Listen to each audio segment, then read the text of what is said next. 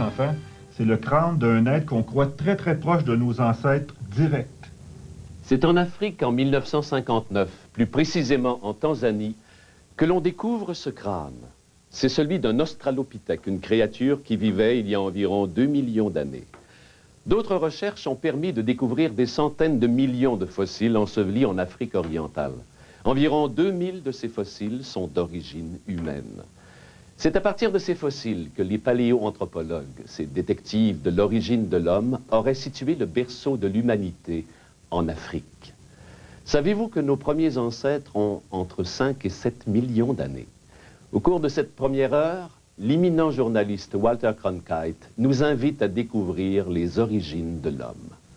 Préparez-vous, vous allez vivre une aventure qui vous amènera très loin dans le temps.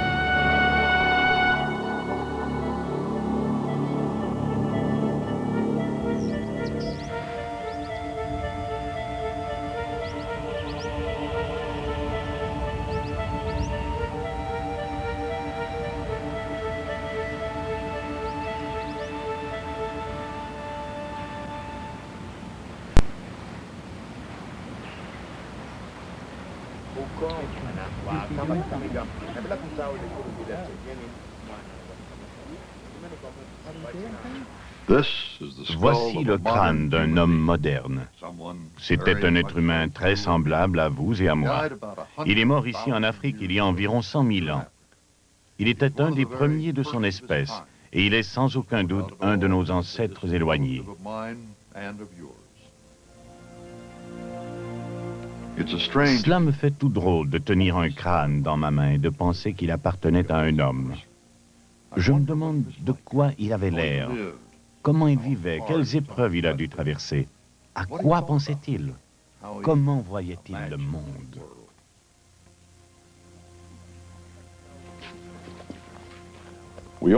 Nous cherchons tous à savoir qui nous sommes et d'où nous venons. Nous aimons connaître nos grands-parents et nos arrière-grands-parents. Je vous invite à retourner au temps où cet homme vivait, au tout début de l'humanité sur Terre. J'aimerais vous raconter aujourd'hui, dans les 3 épisodes qui suivront, l'histoire du singe et de l'homme, et le passage du singe à l'homme.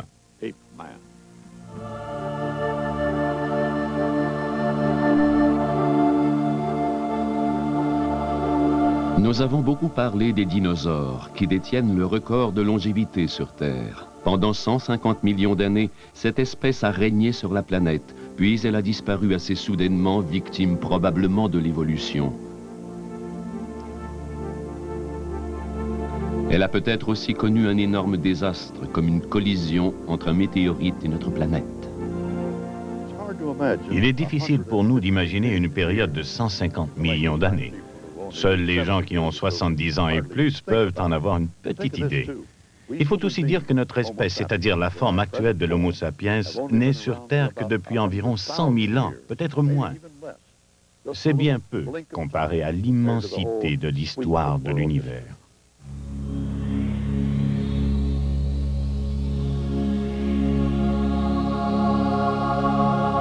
Les premiers signes de vie sur Terre remontent à au moins 3 milliards d'années.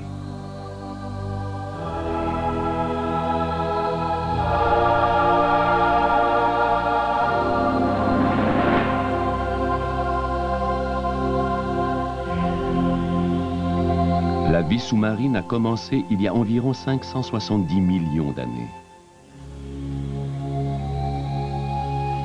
Les dinosaures ont régné pendant 150 millions d'années. Les mammifères et les oiseaux ont dominé sur Terre pendant environ 60 millions d'années. Les mammifères les plus près de l'homme sont apparus il y a seulement 5 à 7 millions d'années.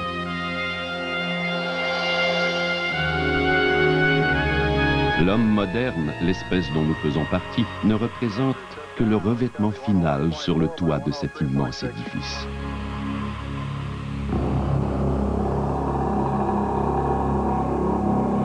Parlons d'abord de notre époque et de nous, les Homo sapiens. Nous avons tendance à croire que nous sommes parfaits et que tout ce qui nous a précédés n'était que transitoire. En vérité, nous sommes une espèce parmi un ensemble d'espèces étroitement liées comme l'homme de Néandertal, l'Homo habilis et l'Homo robustus. Certaines espèces ont survécu pendant 1 million d'années. Si nous savions pourquoi elles ont duré si longtemps et pourquoi nous sommes la seule espèce qui reste, peut-être en saurions-nous un peu plus sur nous-mêmes. Jusqu'à quel point savons-nous actuellement qui nous sommes et d'où nous venons? C'est comme si nous devions reconstituer un casse-tête pour lequel il nous manque des centaines de morceaux et un modèle. Les morceaux manquants se trouvent dans le sol. C'est en trouvant ces morceaux que les premiers hommes ont laissés, appelés les fossiles, que nous découvrirons qui étaient ces hommes et qu'est-ce qu'ils faisaient. Les outils, les armes, les vestiges d'un feu de camp et les os d'animaux sont tous des objets qui nous aident à dresser un portrait. Mais ce portrait est un peu flou. Chaque fois qu'on le regarde, on y voit quelque chose de différent. On peut trouver des fossiles en fouillant les cavernes qui abritaient jadis nos ancêtres. Mais ces vestiges sont rares, et après des centaines de milliers d'années passées sous la terre, peu d'entre eux sont préservés. Imaginez les historiens qui vivront dans 1000 ans. Ils essaieront de savoir qui nous sommes en cherchant des objets que nous utilisons aujourd'hui, ou du moins des objets que nous n'aurons pas détruits d'ici là.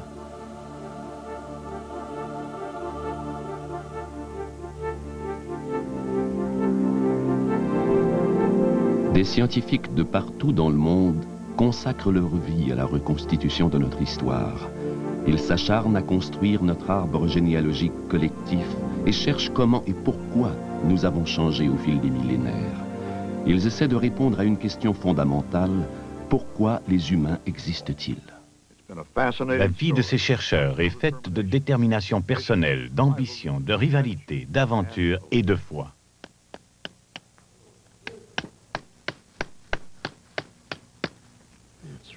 Ici, c'est le centre. Ah, c'est magnifique. Pourquoi fouillons-nous notre passé avec tant de passion et d'intensité? C'est très beau. La surface articulaire est parfaite. Les mammifères sont des animaux curieux. Ils sont curieux face à leur environnement et face aux autres animaux. Les êtres humains sont probablement les mammifères les plus curieux.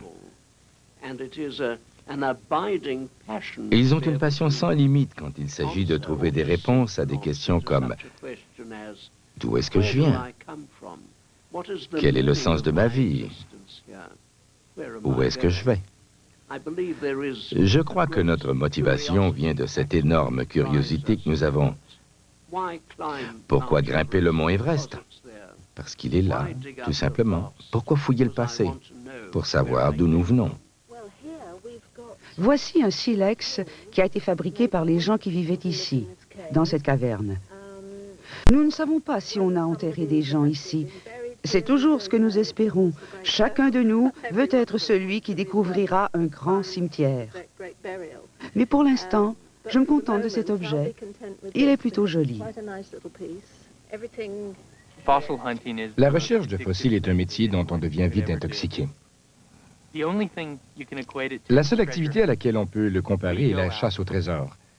Nous parcourons le monde et nous fouillons de nombreux sites pour trouver des fossiles. En enlevant une à une les couches de ces dépôts faits de terre, de sable et de pierre, nous trouvons des fossiles.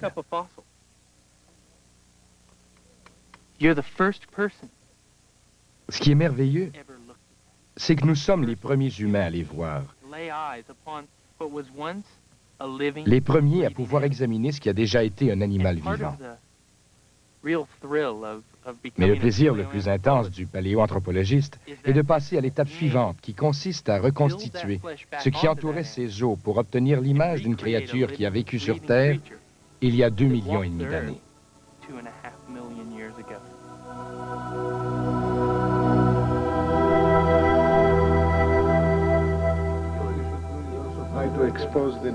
Regardons maintenant le substrat suivant. Il faut se rappeler qu'en général, nous ne remontons pas plus loin que l'époque la plus ancienne. Nous retournons dans le temps pour pouvoir étudier nos ancêtres et pour découvrir la cause de leur changement de comportement. Nous analysons ensuite si ces changements résultaient d'un changement de climat, d'un changement du milieu ou d'un changement de la disponibilité des ressources, comme les animaux et les végétaux comestibles. Je me trouve présentement sur le sol d'aujourd'hui. Sous mes pieds se trouve un mélange de décombres d'une mine et de fossiles qui proviennent de l'activité minière de Gladysville. Si je descends d'un cran, je me trouve sur le toit d'une ancienne caverne. Ce sable est donc vieux de 2 millions d'années et il est réparti en fines couches sur le dessus du toit de dolomite. Si je saute du toit de dolomite jusqu'au fond, je traverse encore 2 millions d'années. Dans ce sable, nous avons trouvé des fossiles d'hominidés et d'animaux anciens.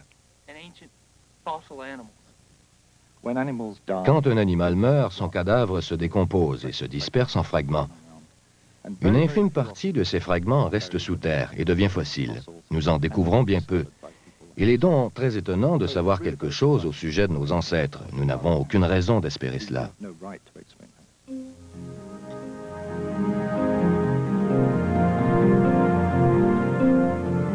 En 1970, personne n'espérait ce qui s'est avéré la plus importante découverte de fossiles. Voici un moulage de Lucy. Il s'agit d'un élément de preuve essentiel de l'évolution de l'homme. Nous avons reconstitué 40% de ce squelette féminin âgé d'environ 3,2 millions d'années. Il s'agit du plus ancien et du plus complet des fossiles que nous ayons découverts jusqu'à maintenant.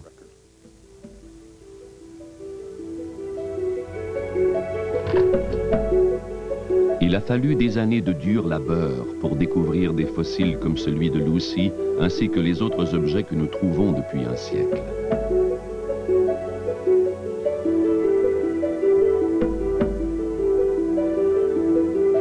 Le tamisage minutieux du sol est une tâche éreintante. Mais nous pouvons aussi orienter la recherche dans une autre direction pour trouver des preuves de notre passé. Certains mythes ont la vie dure. Le passé n'est pas la seule source pouvant nous renseigner sur notre passé. Les fossiles et les fouilles archéologiques ne donnent pas toutes les réponses. Je serais plutôt porté à dire le contraire. Je crois que la meilleure preuve de notre passé est notre présent. Notre présent est en effet beaucoup plus riche. Nous pouvons l'observer plus aisément, car il se déroule sous nos yeux.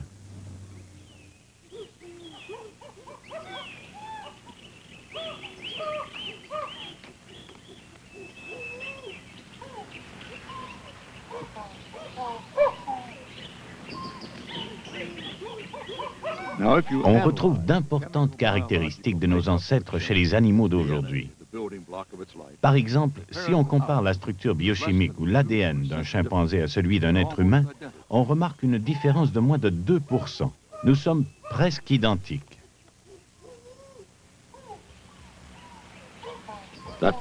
Cette minuscule différence prouve que nous sommes de proches parents.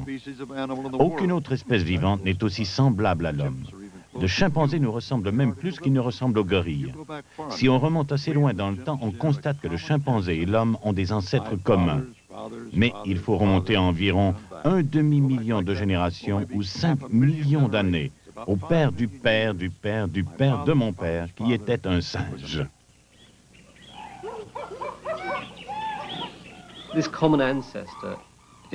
Cet ancêtre commun est le dernier individu ou la dernière population à être l'aïeul du chimpanzé et de l'homme. Nous savons qu'une telle population existe, car si on examine le bagage génétique de l'homme et celui du chimpanzé, et si on observe l'anatomie de l'un et de l'autre, on s'aperçoit que le chimpanzé est un parent très proche de l'homme. Nous pouvons donc affirmer que nous avons un ancêtre commun et que cet ancêtre n'a aucun autre descendant dans une autre espèce vivant aujourd'hui.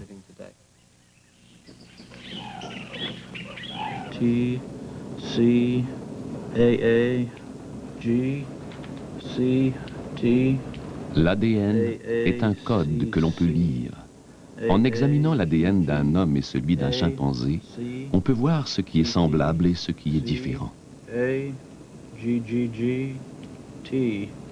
Au laboratoire, je compare entre eux les ADN de l'homme, du chimpanzé, du gorille et d'autres primates.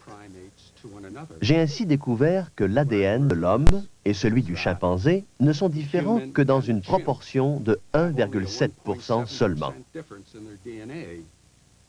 D'autre part, si on compare un chimpanzé à un gorille ou un homme à un gorille, on remarque une différence de l'ordre de 1,9%. En plus de voir ce qui est différent, on peut aussi trouver à quel moment ces différences surviennent. Car nous avons dans notre organisme une horloge sur laquelle nous pouvons lire notre histoire. Ces données aident les spécialistes à interpréter les fossiles qu'ils trouvent. À l'aide de cette horloge moléculaire, on obtient des dates suffisamment précises pour répondre à presque toutes les questions que l'on se pose. Par exemple, nous croyons que le dernier ancêtre commun du chimpanzé et de l'homme a vécu il y a 7 millions d'années, tandis que le dernier ancêtre commun du gorille et de l'homme a vécu il y a 8 millions d'années, et que le dernier ancêtre commun de l'homme et de l'orang-outan a vécu il y a 16 millions d'années. Tous les points communs entre le chimpanzé et le gorille leur proviennent de leur ancêtre commun. Mais cet ancêtre était aussi le nôtre. Nous avions avec eux ces points communs à l'époque où il n'y avait ni chimpanzé, ni gorille, ni humain, mais seulement une seule et unique lignée. On peut conclure que notre dernier ancêtre commun ressemblait davantage à un chimpanzé qu'à un homme. Je suppose qu'il avait environ la même taille qu'un chimpanzé et qu'il pesait autour de 40 kilos. Il vivait dans les forêts semi-denses et se déplaçait en grimpant aux arbres. Il devait aussi marcher sur deux pattes dans les arbres et quand il se déplaçait d'un arbre à un autre. Ces activités n'étaient probablement pas aussi spécifiques que celles du chimpanzé d'aujourd'hui.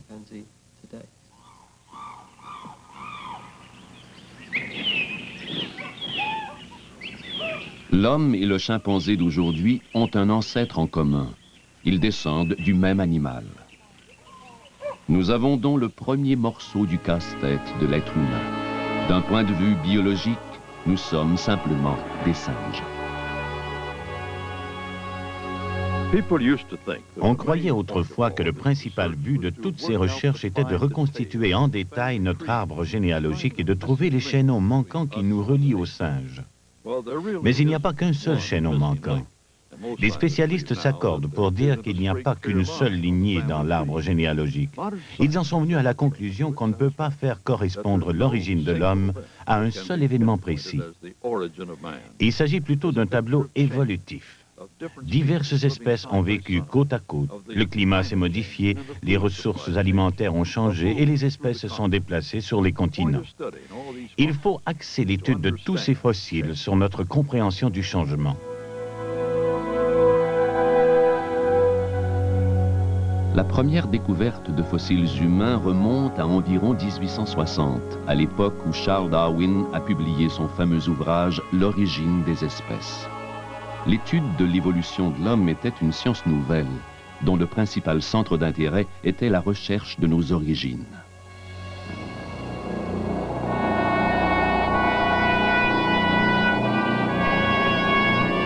Darwin affirmait dans son ouvrage que nous venons d'Afrique, au cœur des tropiques où vivent beaucoup de singes. À l'est, les vallées tectoniques ont été l'un des principaux théâtres de l'évolution des forêts, des montagnes et des volcans. Mais les premiers fossiles trouvés laissaient plutôt croire que l'homme venait d'Asie et non d'Afrique. Quelle était donc notre origine? À la surprise générale, on a découvert un des premiers indices significatifs à Taong, en Afrique du Sud. Ce premier fossile est conservé dans une pièce fermée à clé.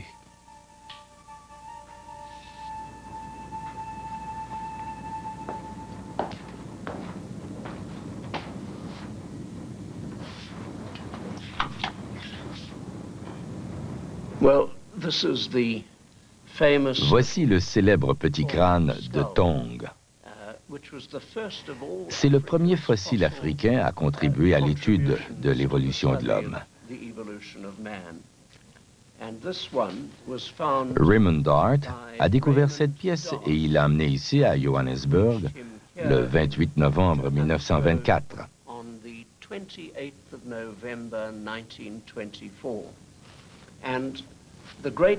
Dart devait ensuite s'attaquer à la tâche colossale d'interpréter ce crâne, car il présentait un curieux mélange de caractéristiques appartenant à l'hominidé et aux singes. Le jeune homme devait relever cet immense défi à une époque où le monde entier croyait que l'Asie était le berceau de l'humanité. Le crâne qu'il avait trouvé venait d'Afrique. Personne n'avait jamais rien trouvé d'important en Afrique. Quelle conclusion Dart pouvait-il bien en tirer?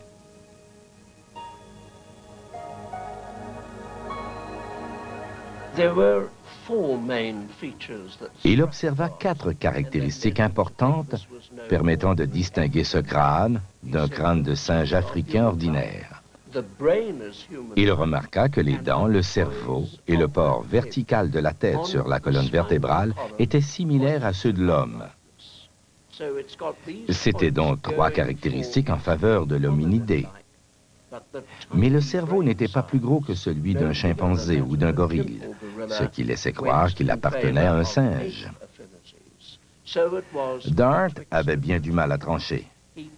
Il appela Australopithèque, cette créature qui est à la base un singe, mais qui présente certaines caractéristiques le rapprochant de l'espèce hominidée. L'Australopithèque se situe à l'aurore de l'humanité, mais c'est une étape qu'il n'a pas encore franchie.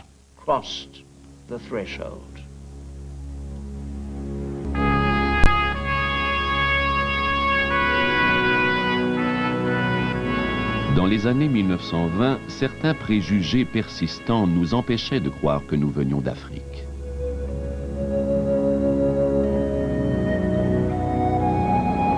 Bien des gens refusaient de croire aux indices que nous donnait l'enfant de Taong. Certains disaient même que ce crâne étant celui d'un enfant, cette découverte ne prouvait rien. Jusqu'au jour où on trouva d'autres indices à Sterkfontein, toujours en Afrique du Sud. 20 ans après la découverte de l'enfant de Taong, le grand ami de Dart, Robert Broom, découvrit un crâne fossile adulte qu'il baptisa Madame Pless.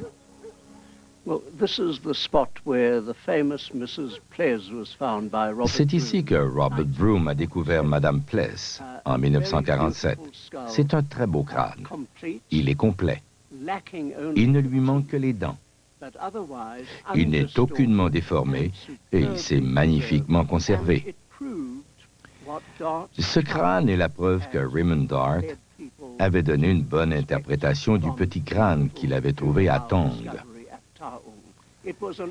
Il s'agit du crâne d'un australopithèque africain adulte. Il est aussi bien préservé que l'enfant de Tong. Et il vient confirmer ce que Dart avait dit au sujet de sa trouvaille. Cette découverte a eu l'effet d'une bombe. Et les gens ont commencé à croire que l'Australopithèque africain était un hominidé, c'est-à-dire qu'il appartenait à la famille humaine et qu'il n'était pas simplement qu'un chimpanzé ou un gorille un peu étrange.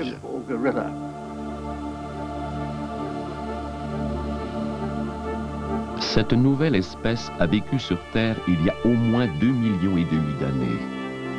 Nous imaginons qu'elle se tenait debout, ce qui la place dans la famille des hominidés. Nous savons à quel endroit elle vivait.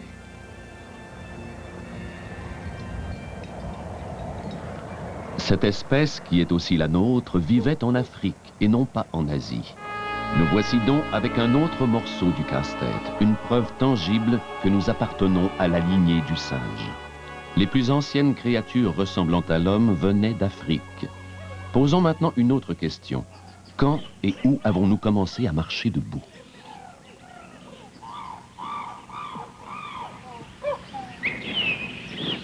Les chimpanzés se déplacent encore dans les arbres sur leurs 4 pattes. Ils grimpent aux branches et marchent au sol en s'appuyant sur leurs bras. Tout comme nous, ils ont évolué et ont trouvé une façon de se déplacer qui leur convient.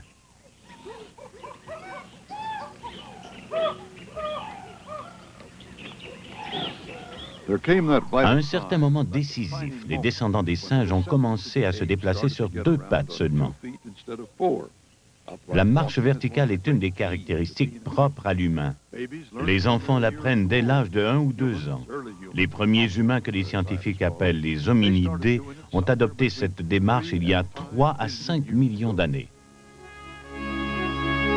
Dans la région d'Afar, en Éthiopie, une équipe de scientifiques américains et français a fait dans les années 1970 une saisissante découverte, la plus importante jusqu'à maintenant. Ils ont trouvé non seulement des crânes, mais aussi les os de jambes, les côtes et les hanches d'un animal qui se déplaçait sans aucun doute sur 2 jambes. Oh, it's just too much. It's so exciting. I mean, God. Jesus. Ils ont baptisé leur fossile Lucy, car le jour de sa découverte, la célèbre chanson des Beatles Lucy in the Sky with Diamonds jouait dans le camp. Il manquait des morceaux à Lucy, mais on possédait assez d'éléments pour répondre à une question essentielle.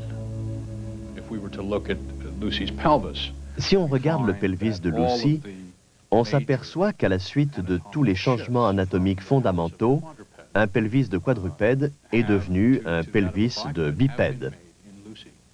Le pelvis est l'élément central de ce type de démarche sur 2 pattes. Il est le lien qui unit la patte de derrière au reste du corps. Donc, si la façon de marcher change, le pelvis change aussi.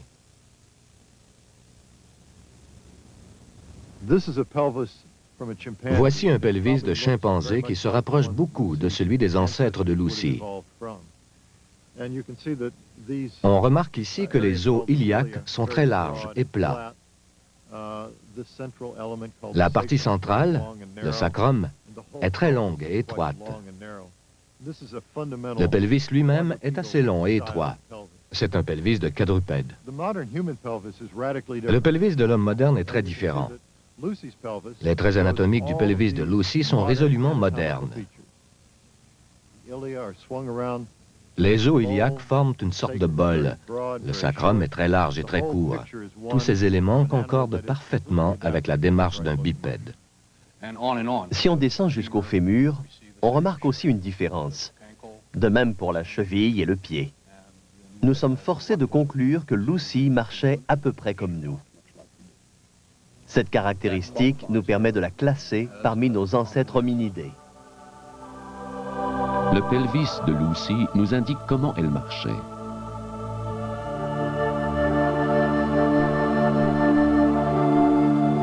On a appelé cette nouvelle espèce Afarensis, pour rappeler la région d'Afar. L'espèce de Lucy est plus ancienne que celle de l'enfant de Taong et de Madame Plaise. Ce groupe de bipèdes a vécu il y a plus de 4 millions d'années.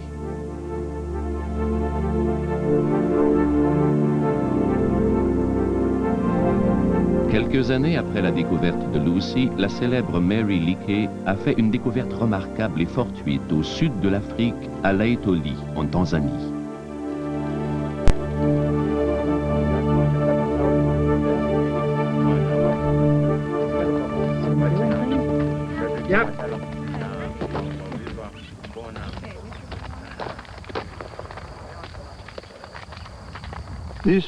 Ces empreintes ont été laissées il y a environ 3,5 millions d'années par des personnes qui marchaient sur 2 jambes.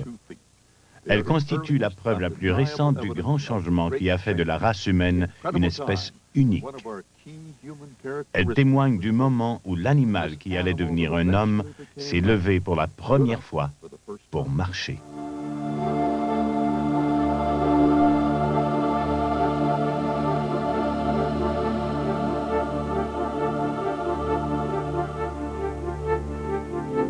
Ces empreintes ont été faites par 2 personnes, accompagnées peut-être d'un enfant qui marchait sur la grève il y a 3,5 millions d'années.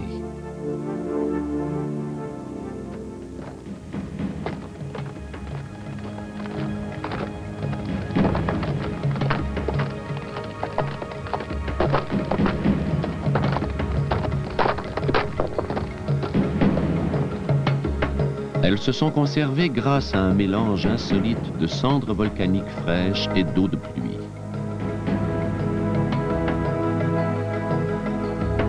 On distingue même des gouttes de pluie dans la cendre, ainsi que les empreintes d'autres animaux qui sont passés par là le même jour, il y a des millions d'années.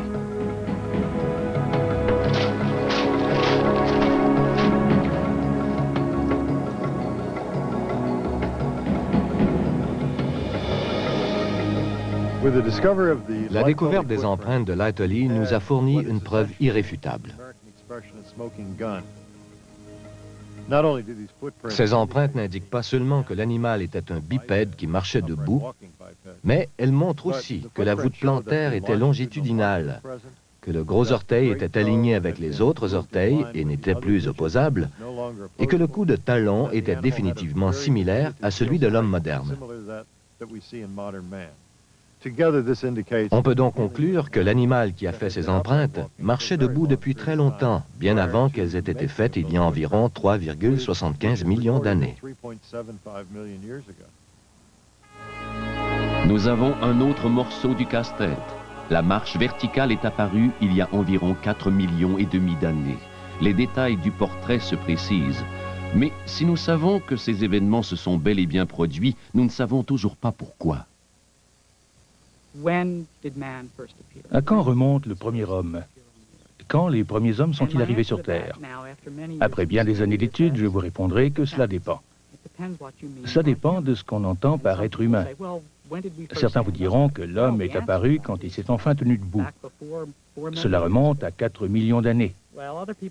D'autres diront que l'homme est apparu quand il s'est mis à fabriquer des outils. Les plus anciennes preuves de fabrication d'outils durables datent d'au moins 2,5 millions d'années. D'autres encore parleront de la taille du cerveau et de l'art. À quand remonte la première œuvre d'art? À une époque bien plus près de nous, 35 à 100 000 ans avant notre temps. Le caractère unique de l'homme s'est forgé au fil d'un long processus que nous appelons l'évolution. Il est issu d'une lente transformation entre la perception que nous avons du singe et la perception que nous avons de l'homme. On trouve des morceaux de pierre comme celui-ci partout en Afrique. Ils sont d'autres indices de la présence de la vie humaine sur Terre. Mais il faut se demander, ces pierres sont-elles ordinaires?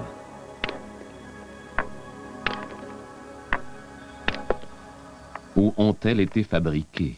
Si c'est le cas, quand ont-elles été fabriquées? Cette pierre ronde me sert de marteau. C'est un simple caillou de lave provenant du lit d'un cours d'eau. J'utilise cet autre caillou de lave plus anguleux comme matériau sur lequel je frappe pour obtenir de petits morceaux effilés qui serviront de couteau. Pour y parvenir, je dois frapper sur les angles de moins de 90 degrés. Avec mon marteau, je donne un coup oblique, comme ceci. J'obtiens alors de petits éclats très acérés. Certains vous diront qu'ils peuvent trouver des fragments comme ça dans leur cour arrière. Je leur réponds que s'ils trouvent de tels fragments chez eux, c'est qu'ils habitent sur un site archéologique, car les pierres ne s'effritent pas naturellement de cette façon. L'aspect géométrique de ces fragments démontre qu'ils ont été fabriqués. On peut souvent recoller des morceaux trouvés sur un site de l'âge de pierre et recréer chacun des coups qui ont contribué à les former. Et ces fragments ne se déplacent pas tout seuls vers le haut d'une colline. Ce sont des hominidés qui les ont laissés là, loin de leur source géologique.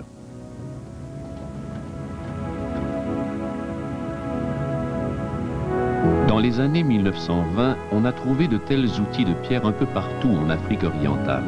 La gorge d'Olduvai est une source riche de toutes sortes d'objets prouvant que l'homme y a vécu. Mais ce n'est qu'en 1960 que la famille Leakey a découvert un tout nouveau type d'hominidé. Cette découverte nous a forcés à nous interroger sur le lien unissant les outils aux nouveaux fossiles.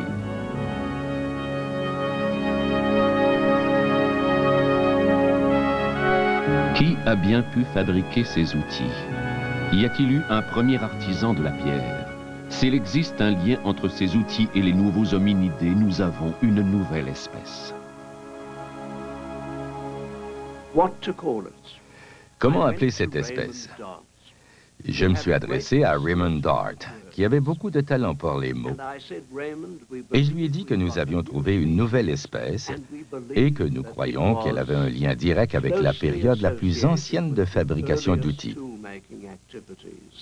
Dart est l'homme qui a inventé des mots comme australopithèque et ostéodontokératique. J'espérais donc qu'il n'allait pas inventer un autre mot de 10 syllabes, mais qu'il allait trouver un terme assez court. Au bout de quelques jours, il m'a fait part de sa trouvaille. C'est le nom le plus simple, le plus court et le plus joli qu'il ait jamais inventé. Homo habilis. Cela veut dire littéralement l'homme habile. L'homme qui est capable d'exécuter avec adresse des travaux manuels. C'était exactement le nom que nous cherchions pour notre nouvelle espèce qui avait vu naître le premier bricoleur.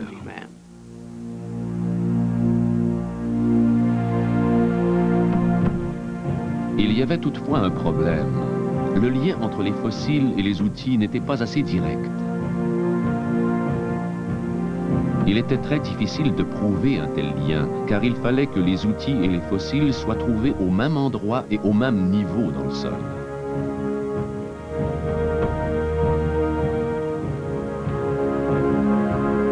Entre-temps, une autre réponse est apparue, non pas dans la gorge d'Olduvai, mais à plus de 1000 km de là, en Afrique du Sud. Nous nous sommes demandé pendant 20 ans qui avait fabriqué ces outils. Nous faisions face à une énigme digne d'Agatha Christie.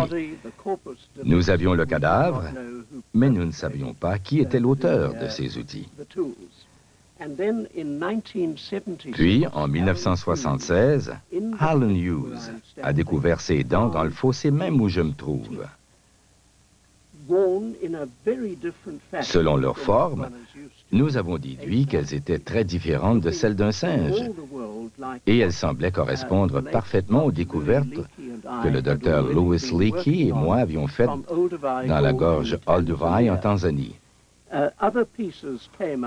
On a trouvé d'autres objets au cours de la semaine qui a suivi, mais il y avait un problème. Tout ce qui sortait de ce fossé était décalcifié. Ces éléments dataient-ils de la même époque que les outils trouvés dans la paroi du fossé? Pour répondre à cette question, il fallait trouver un morceau du crâne dans la paroi du fossé. Et le 8e jour, le 17 août 1976, on a trouvé ce morceau de crâne dans la paroi, placé là, de cette façon. Cela prouvait incontestablement que le crâne était un contemporain des outils de pierre et qu'il appartenait à un des fabricants de ces outils. Voilà un autre morceau du casse-tête. On fabriquait et on utilisait des outils il y a plus de 2 millions d'années. Homo habilis, le premier artisan, prend sa place dans la lignée. Une autre espèce d'hominidé, un autre ancêtre possible, un autre signe de notre évolution.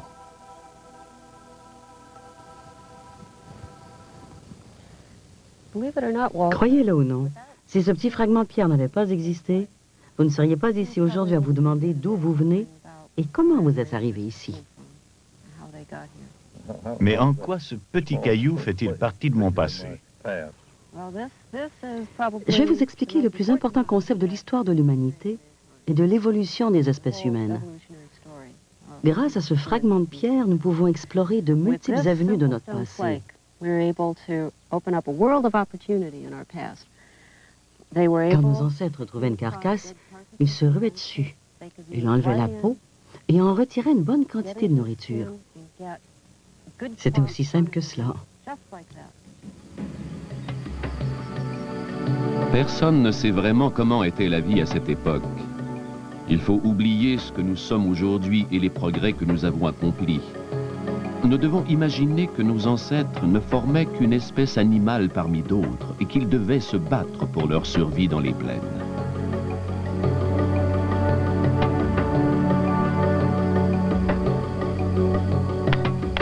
Nous avons demandé à un groupe d'étudiants en archéologie d'essayer diverses solutions qui auraient pu permettre aux hominidés de survivre. L'évolution passe par la survie. Les outils permettaient aux premiers hominidés d'accéder efficacement à leur nourriture. J'imagine qu'il fallait être rapide, car il y avait d'autres animaux qui convoitaient la même carcasse. En effet, nous n'étions pas les seuls à nous intéresser à cette viande. Nous étions entourés de prédateurs et de charognards. Il fallait donc agir rapidement, sauter sur la carcasse, prendre la viande et nous enfuir. Les quadrupèdes étaient plus rapides et avaient des dents plus pointues. Ils représentaient pour nous une véritable menace. Les hominidés fabriquaient des outils qui leur servaient à prendre, dans cet environnement sec et stérile, la part de nourriture qui leur revenait.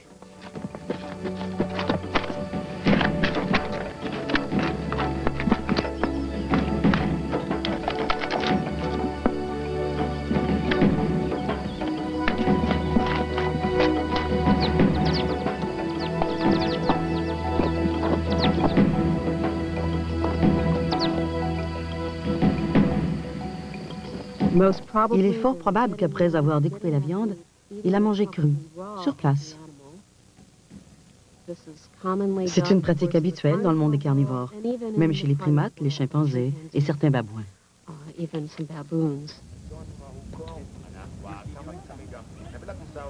Il ne semble pas que les premiers hominidés chassaient beaucoup. Ils mangeaient la viande prise sur des carcasses d'animaux tués par des prédateurs ou morts de façon accidentelle. Sur ce site, il y avait un énorme étang 1 million d'années avant notre ère. Nous y avons découvert les restes d'un éléphant. Nous ignorons de quoi il est mort, mais il est mort ici. Nous avons trouvé les côtes de cet éléphant et une bonne partie de son squelette. Il s'est éteint à cet endroit pour une raison que nous ignorons. Mais nous savons que des gens sont venus ici, des hominidés qui fabriquaient des outils. Ils ont fabriqué des outils de pierre avec la lave qu'ils ont trouvée ici. Ils ont laissé plus de 400 fragments de pierre, qui étaient jadis très coupants, autour du squelette de l'éléphant. Donc, lorsque nous avons découvert ce site, nous croyons avoir trouvé les vestiges du massacre de cet éléphant.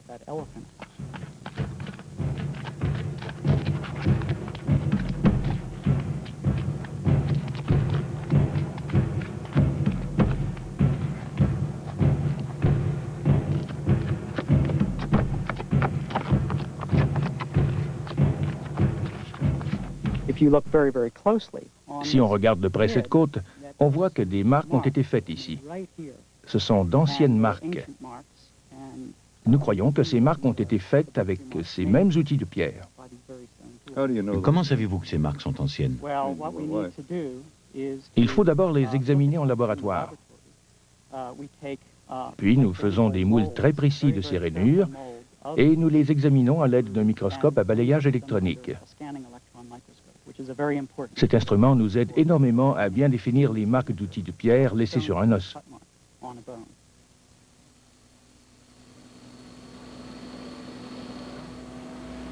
Voici de jolies marques bien définies. Le microscope à balayage électronique peut nous donner des images très précises de la surface de l'os sur lequel on a trouvé des marques d'outils de pierre. On peut y voir les marques de dents du carnivore qui a mangé ces os ou du rongeur qui les a grugés. Il nous aide donc à comprendre comment ces fossiles étaient associés à ces outils de pierre. On peut aussi voir au microscope les bords des outils de pierre. Si la roche est du bon type et si elle est assez fraîche, on peut reconnaître les différents usages de ces outils. Cela nous a beaucoup aidé à comprendre toutes les activités auxquelles s'adonnaient les premiers humains avec ces outils. Nos ancêtres ont donc eu la brillante idée de prendre deux pierres et les frapper ensemble pour obtenir un fragment. Ils n'avaient qu'à frapper les pierres, à prendre les fragments et à les utiliser. C'est extraordinaire. Ce sont les premiers ustensiles de restauration rapide.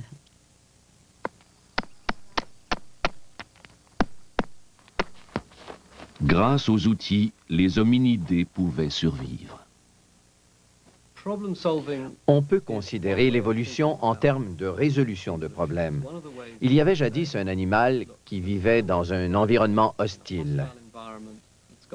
Il devait éviter de se faire manger et trouver un endroit pour s'abriter du mauvais temps. Il devait trouver de la nourriture et être capable de se mesurer aux autres membres de son espèce. Il avait donc beaucoup de problèmes qui faisaient obstacle à sa survie. C'est une question de sélection naturelle. Les animaux qui trouvent de bonnes solutions résolvent ces problèmes et évoluent, et ceux qui trouvent de mauvaises solutions disparaissent. Nous pouvons donc dire que la résolution de problèmes est garante de l'évolution des espèces. Pendant longtemps, bon nombre d'espèces ont résolu leurs problèmes. Mais au bout du compte, la plupart des anciennes espèces d'hominidés n'ont pas survécu.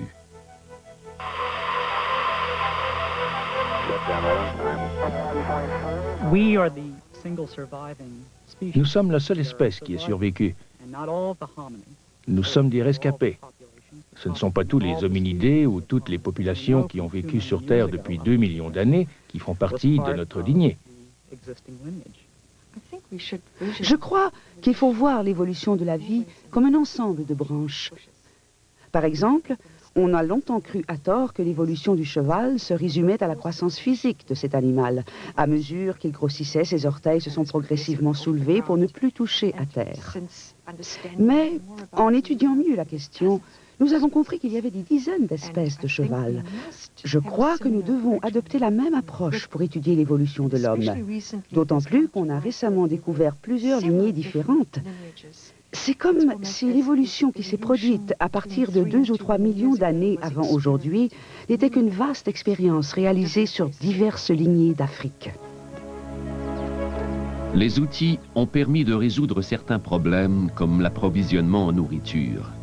À certaines époques, il y a eu d'énormes changements comme la découverte du feu, la fabrication d'armes de chasse, la cuisson des aliments, la fabrication de vêtements, la construction d'abris et beaucoup plus récemment, il y a seulement quelques milliers d'années, l'agriculture.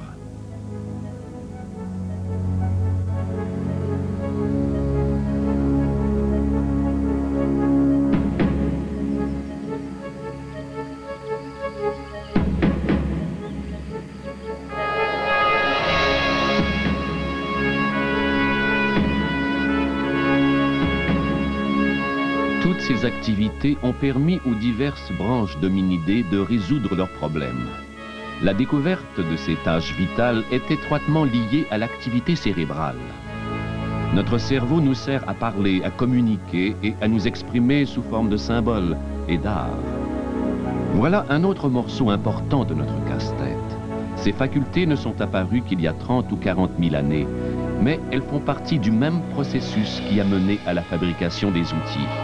Nous avons trouvé quelques-uns des éléments qui définissent ce que nous sommes, mais nous aimerions aussi savoir pourquoi nous sommes ainsi. L'idée de l'évolution semble assez claire, mais j'aimerais bien savoir ce que tout cela veut dire. Pourquoi de tels changements surviennent-ils? Quels sont les facteurs et les besoins qui différencient les animaux des humains? Si l'évolution découle de la résolution de problèmes, quels sont les problèmes qui ont fait avancer mon espèce et non pas l'espèce des chimpanzés? Je ne puis m'empêcher de penser à tous ces animaux qui ont du mal à survivre et qui sont en voie d'extinction. 99% des espèces qui ont vécu sur cette planète sont disparues. Dans le prochain épisode, nous découvrirons ensemble comment nos ancêtres vivaient et mouraient. Nous chercherons des preuves ici même, sous la Terre, et ici aussi, dans notre propre corps. D'ici là, je vais faire plus ample connaissance avec mes nouveaux cousins.